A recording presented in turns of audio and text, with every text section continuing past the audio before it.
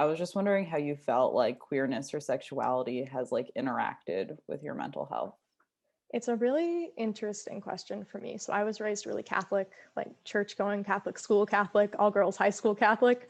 Um, and so when I got into high school and started realizing that like, hey, maybe I'm not straight. Hey, maybe I don't just like plainly identify as a woman all the time. That was really difficult for me.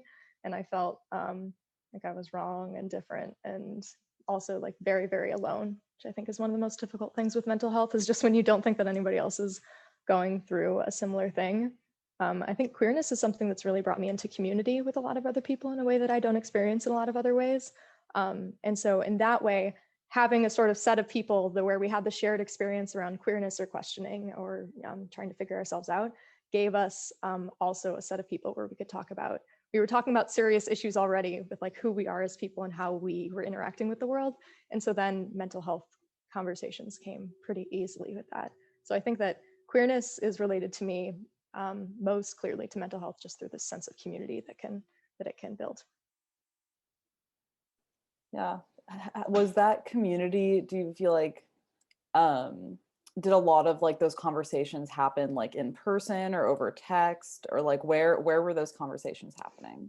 That is a really interesting question for me. In high school, I was terrified to talk about anything in person with anyone. And I don't know if this was related to some kind of social anxiety or just like we were all excited to have cell phones because it was like 2014. But we only texted about anything that was either queerness related or mental health related. It was always truly like a 3 a.m. text conversation, not even like a phone call or a video call or FaceTime or anything.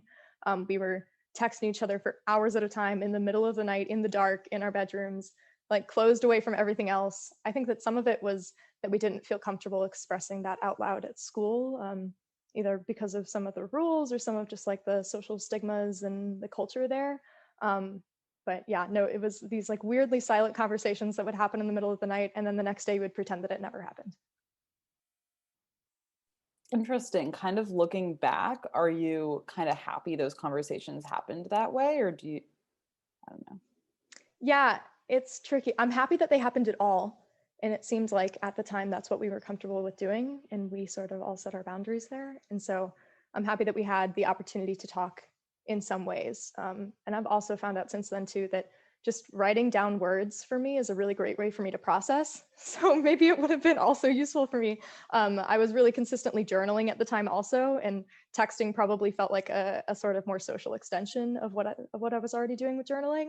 Um, so yeah, I'm glad that it happened.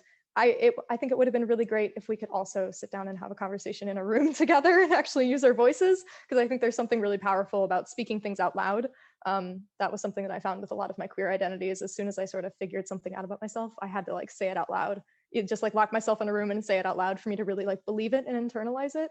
And so if we had been able to have conversations out loud with each other, we might have been able to process some things more quickly. But I try to give my 16-year-old self some leeway, you know, she was young.